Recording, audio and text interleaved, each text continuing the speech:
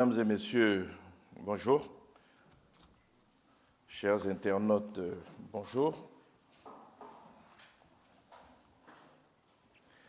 Nous sommes heureux de reprendre donc le cycle de nos conseils de ministres après cette interruption, comme vous le savez, due à l'organisation des élections. Donc nous reprenons le cycle des conseils de ministres. Ainsi, ce mercredi 12 novembre 2025, un conseil des ministres est tenu de 11h à 13h30 au Palais de la Présidence de la République, sous la présidence de son Excellence, M. Alassane Ouattara, président de la République, chef de l'État.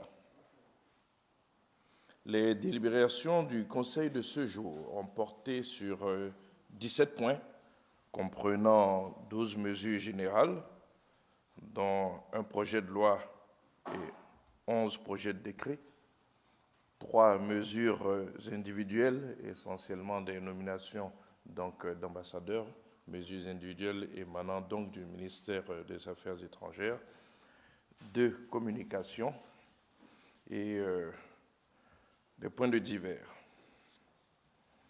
Je voudrais aborder avec vous les différents points qui ont été abordés au cours de ce Conseil.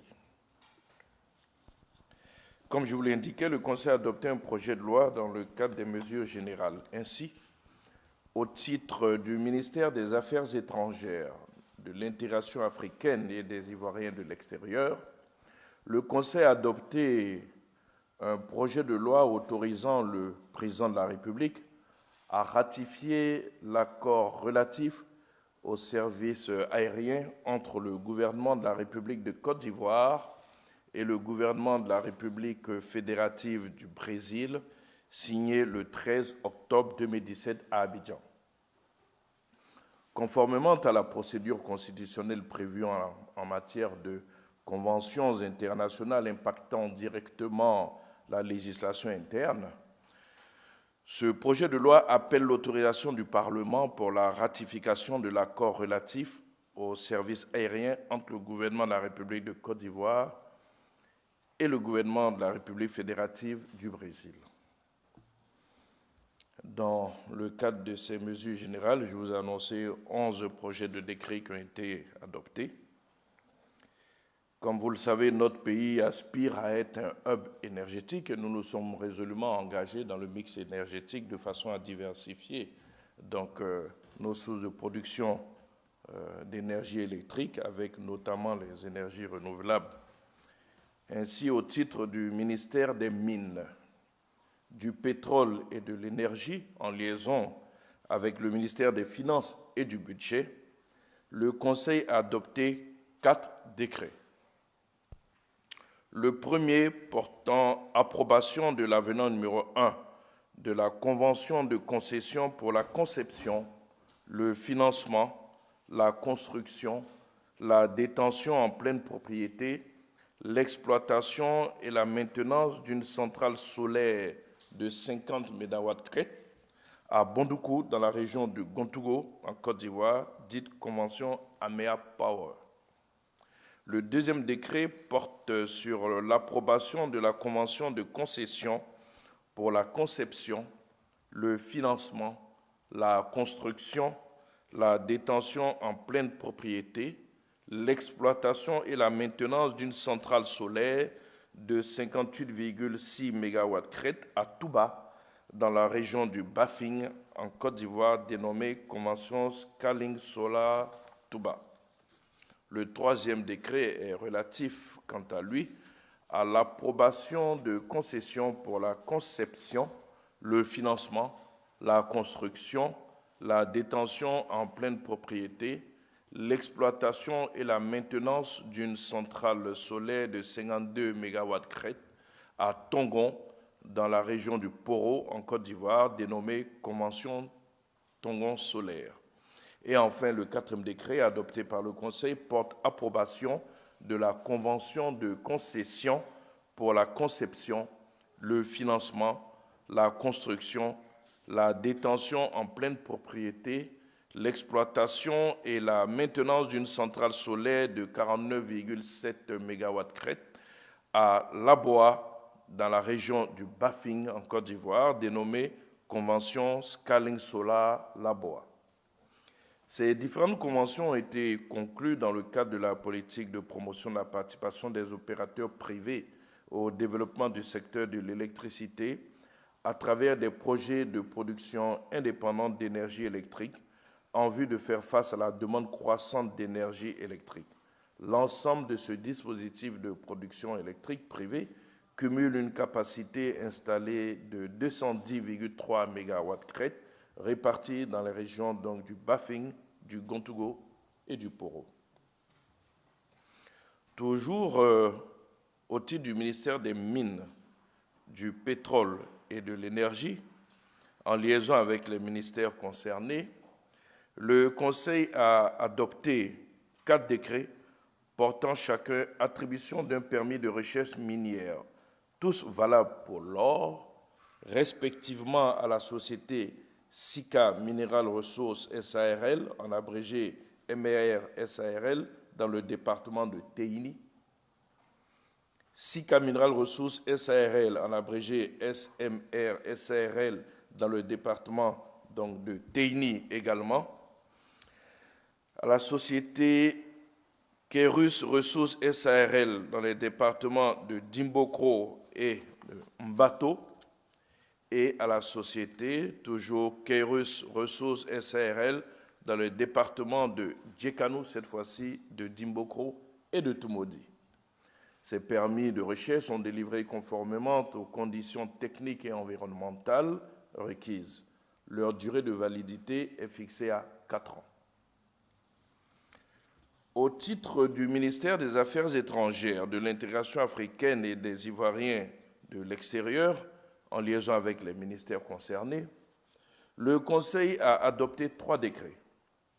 Le premier décret est relatif à la ratification des protocoles portant amendement de la Convention relative à l'aviation civile internationale, donc les articles 50A et 56, signé le 6 octobre 2026 à Montréal lors de la 39e session de l'Assemblée de l'Organisation de l'aviation civile internationale, l'OACI.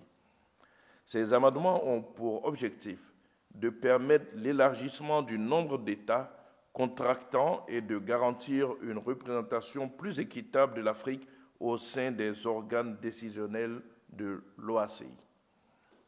Cet accord, en forme simplifiée, ne nécessitant pas une autorisation préalable du Parlement, conformément à la procédure constitutionnelle en vigueur, est ratifié par voie directe du présent décret. Le deuxième décret adopté porte ratification du traité relatif à la création du corridor de transport Praia-Dakar-Abidjan. Ce traité porte sur un projet autoroutier long de 3164 km avec 600 km de connexion maritime reliant 8 pays allant du Cap-Vert à la Côte d'Ivoire en passant par le Sénégal. Il a pour objet de faciliter la circulation le long du corridor et de stimuler le développement économique dans les États signataires, tout en garantissant la durabilité environnementale. Suite à l'autorisation du Parlement, marquée par la loi du 25 juin 2025, ce décret ratifie le traité relatif à la création du corridor de transport Praia-Dakar-Abidjan.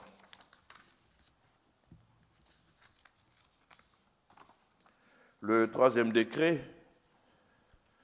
adopté par le Conseil, est un décret ratifiant l'accord international de 2022 sur le café, adopté le 9 juin 2022 à Londres, au Royaume-Uni.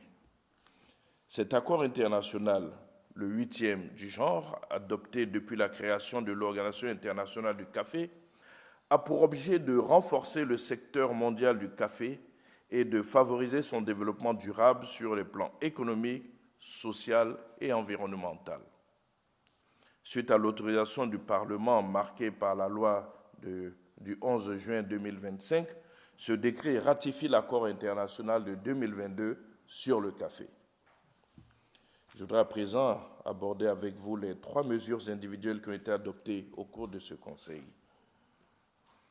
Au titre du ministère des Affaires étrangères, de l'intégration africaine et des Ivoiriens de l'extérieur, le Conseil a adopté un décret portant nomination de M. Diabaté Aziz Abdallah, ambassadeur, en qualité d'ambassadeur extraordinaire et plénipotentiaire de la République de Côte d'Ivoire près la République tchèque, avec résidence à Berlin, en Allemagne. Vous l'avez compris, il s'agit donc d'une extension de compétences. En outre, le Conseil a également donné son agrément en vue de la nomination de 2 ambassadeurs extraordinaires et plénipotentiaires près la République de Côte d'Ivoire. Il s'agit notamment de Mme Kadja Alfort, ambassadeur extraordinaire et plénipotentiaire de la République de la Finlande près la République de Côte d'Ivoire avec résidence à Dakar, au Sénégal. Là aussi, vous l'avez compris, il s'agit d'une extension donc de compétences. Il s'agit enfin du brigadier général Alassane Abou, ambassadeur extraordinaire et plénipotentiaire de la République du Ghana près la République de Côte d'Ivoire avec résidence à Abidjan. Ces mesures individuelles ayant été annoncées, je voudrais à présent aborder avec vous les 2 communications qui ont été adoptées au cours de ce Conseil. Au titre du ministère des Mines, du Pétrole et de l'Énergie, le Conseil a adopté une communication relative à la négociation de contrats pétroliers avec la société Murphy Côte d'Ivoire sur le bloc CI 807. Le bloc CI 807, d'une superficie d'environ 364 km², est situé dans la marge est du bassin sédimentaire national.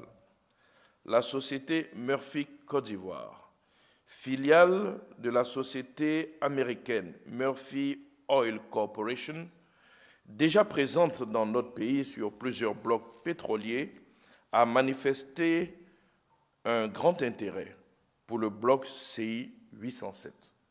Aussi, le Conseil a-t-il donné son accord pour que soient engagées des négociations portant sur des contrats pétroliers avec l'opérateur.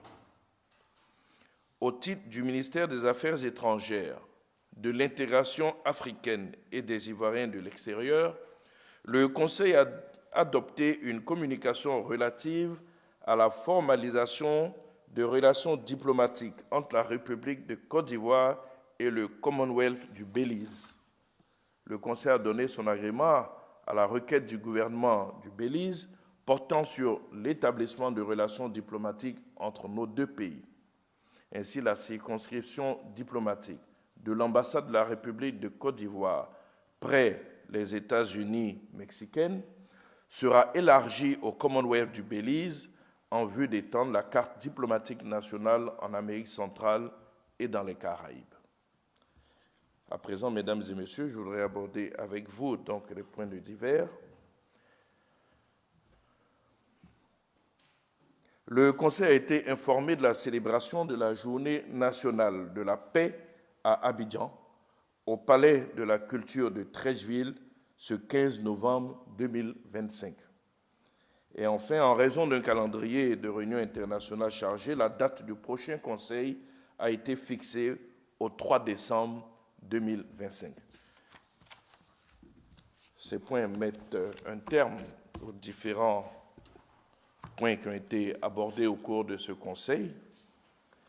Je me tiens à présent à votre disposition pour d'éventuelles questions d'éclaircissement, de compréhension des décisions qui ont été arrêtées au cours du Conseil et éventuellement dans une seconde partie aux questions d'actualité s'il y en avait.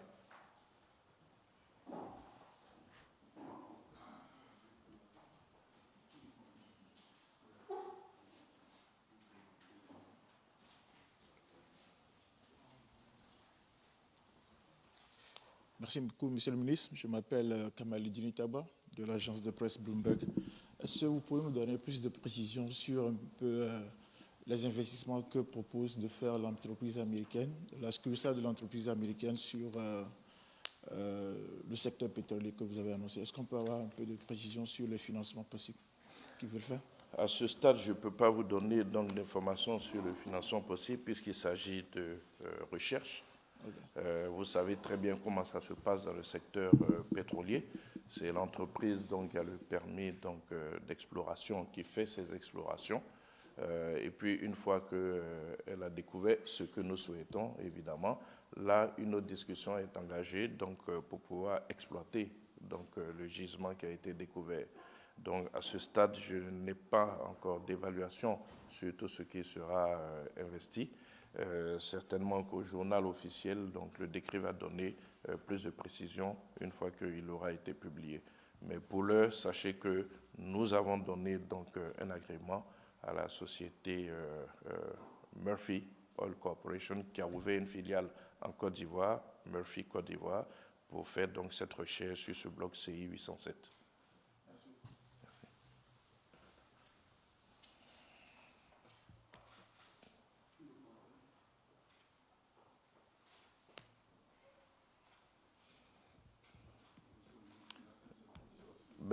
Donc, si nous n'avons plus de questions sur le Conseil, je suis prêt à prendre des questions d'actualité s'il y en avait.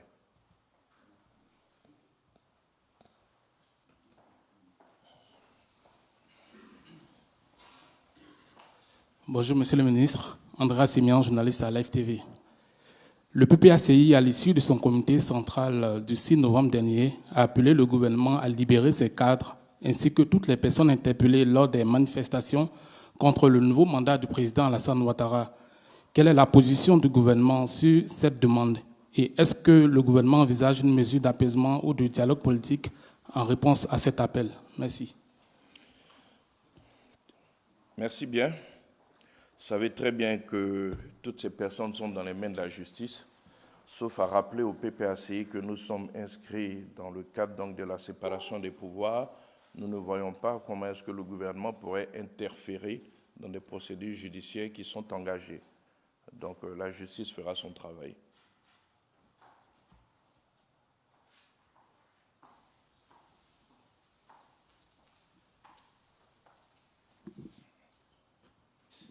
Bonjour, Monsieur le Ministre. Je suis Yapi Koulibaly, journaliste émérite, 19 ans de métier, en service au quotidien Le Jour Plus.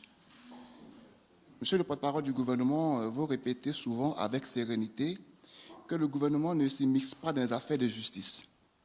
Or, plusieurs de vos compatriotes y voient moins une neutralité républicaine qu'une élégante esquive politique. Car dès la deuxième année de la faculté de droit, vous le savez sans doute, il a enseigné que le procureur de la République, seul habilité à déclencher l'action publique, demeure placé sous l'autorité hiérarchique du garde des Sceaux, donc du gouvernement lui-même. Dès lors, affirmer que l'exécutif ne se mêle point de la justice revient, pardonnez-moi l'image, à dire « je ne mange pas de porc, mais j'en bois la sauce ». Monsieur le ministre, dans le contexte actuel, où plusieurs procureurs poursuivent des figures politiques majeures ou leurs lieutenants, le candidat du FPI, Dafi, à Bongouanou, pour ne citer que lui, comment expliquez-vous cette curieuse coïncidence entre le calendrier judiciaire et le calendrier électoral? S'agit-il d'un hasard républicain ou d'une main invisible que la séparation des pouvoirs rendrait étrangement prévisible? Je vous remercie. La séparation des pouvoirs est une réalité dans notre pays. Je l'ai rappelé ici, le chef de l'État a par exemple renoncé à une disposition constitutionnelle qui existait jusqu'à ce qu'il vienne au pouvoir, qui voulait que le président de la République soit le président du Conseil supérieur de la magistrature. Au nom de cette séparation du pouvoir, pour éviter ce mélange de genres entre l'exécutif et le judiciaire, le chef de l'État a renoncé à cela et aujourd'hui, c'est un magistrat qui occupe donc la tête du Conseil supérieur de la magistrature. Pour ce qui est de l'initiative de la poursuite, oui, elle émane du procureur. Mais une fois que les poursuites sont engagées, une fois que les poursuites sont engagées, le processus est purement judiciaire. Maintenant, pour ce qui est de l'initiative de la poursuite, effectivement, en tenant compte de certaines réalités, donc les questions de troubles à l'ordre social, etc., le procureur peut décider de l'initiative de la poursuite ou pas. Mais une fois que le processus est engagé, il est purement judiciaire, il n'y a pas de possibilité de l'exécutif de s'en mêler.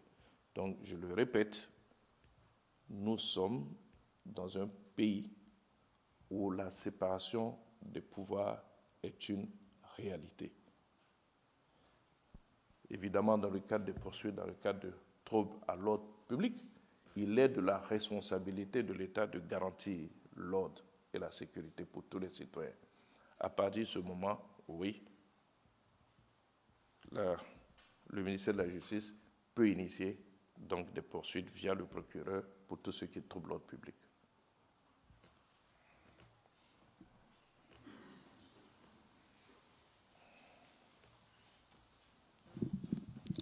Excellence, permettez que je puisse de retour.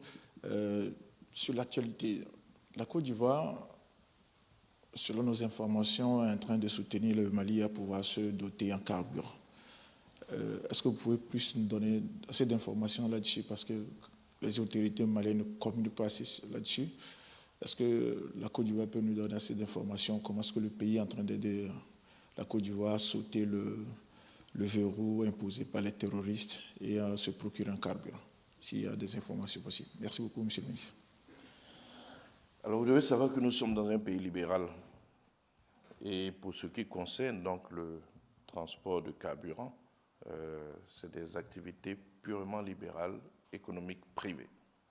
Il n'y a aucune décision de la Côte d'Ivoire d'empêcher que le commerce qui a toujours existé entre nos deux pays se poursuive. Et c'est ce qui se poursuit. Donc il n'y a pas d'initiative particulière, c'est des relations commerciales qui existent donc, entre certains opérateurs et la Côte d'Ivoire. Et donc il faut voir cela uniquement dans le cadre commercial. Merci.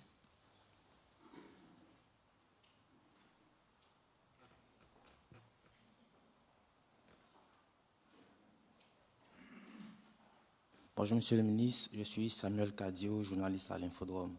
Monsieur le ministre, Charles Blé Goudé a annoncé la participation de son COJEP aux législatives du 27 décembre prochain.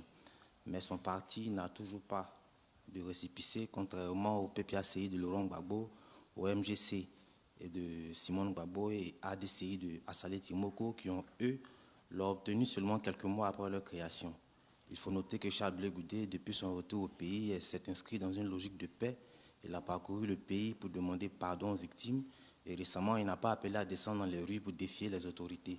Il a même appelé le président Alassane Ouattara pour le féliciter. Alors, à tel point aujourd'hui qu'il est perçu comme un traître dans l'opposition.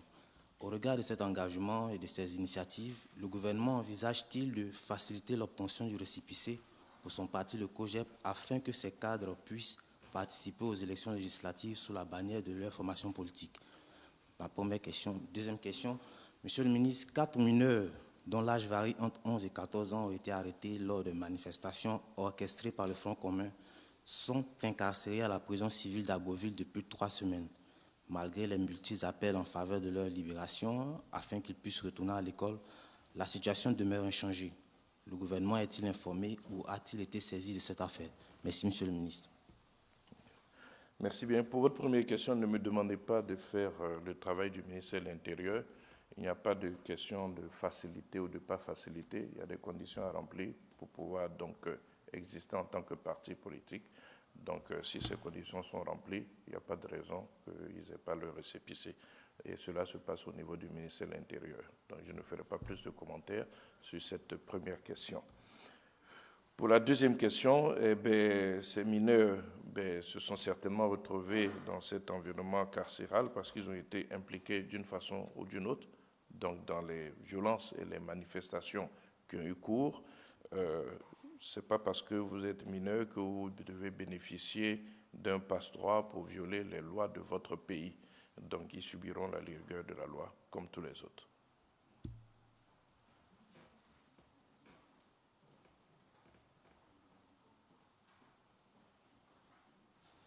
Bonjour Monsieur le ministre, Balogun Adama du Baromètre. Alors, une nouvelle fois, la présidentielle en Côte d'Ivoire a été marquée par des troubles, des morts et une psychose au sein des populations. On a dénoté de nombreuses arrestations. Et aujourd'hui, plusieurs figures politiques comme religieuses appellent à un dialogue national. est-ce que c'est une démarche qui est envisagée au sein du gouvernement pour ce mandat? Merci.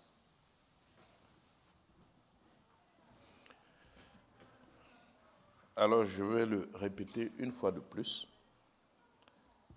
Toutes les personnes qui ont été arrêtées sont dans des procédures judiciaires. Certaines ont été condamnées, jugées et condamnées. D'autres sont encore en instruction.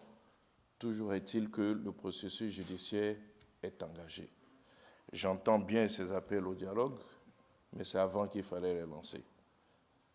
À plusieurs reprises ici, à ce pupitre, nous avons rappelé que force allait rester à la loi.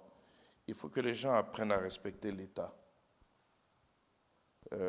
Cette pratique qui veut que nous violions les textes du pays et qu'après on fait appel à une armada de religieux, de chefs traditionnels pour venir demander pardon alors qu'on a été à la base de la mort de nombreux citoyens, de nombreux blessés et de nombreuses destructions de biens privés et publics. Je pense qu'à un certain moment, il faut pouvoir arrêter et que tous ceux qui commettent ces actes-là puissent répondre de leurs actes. Déjà, rien que ça. Maintenant, nous avons la loi qui donne certaines prérogatives au chef de l'État. Il est déjà arrivé qu'il y ait des grâces, mais elles ne se sont jamais substituées au travail de la justice. Donc tous ceux qui ont enfreint les lois du pays vont subir la rigueur de la loi. Je pense que tous ceux qui appellent aujourd'hui au pardon auraient dû le faire avant. Nous avons eu pratiquement une dizaine de morts au cours de ces événements. C'est vrai que c'est bien moins que ce que nous avons eu en 2020 où c'était pratiquement un peu plus de 80 morts. Mais chaque mort est une mort de trop. Il faut qu'on apprenne à respecter la vie. Et on ne peut pas continuer à provoquer des morts et à venir demander pardon après. Il faut qu'à un moment, les gens assument leurs responsabilités. Et tous ceux qui ont appelé à manifester savent très bien qu'ils sont co-auteurs de tout ce qui s'est passé, aussi bien en termes de pertes en vie humaine, en termes de blessés, en termes de destruction de biens.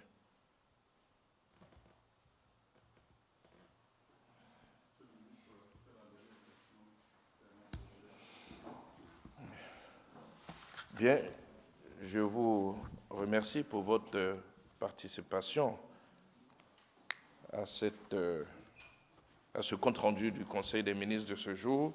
Je vous souhaite un bon appétit.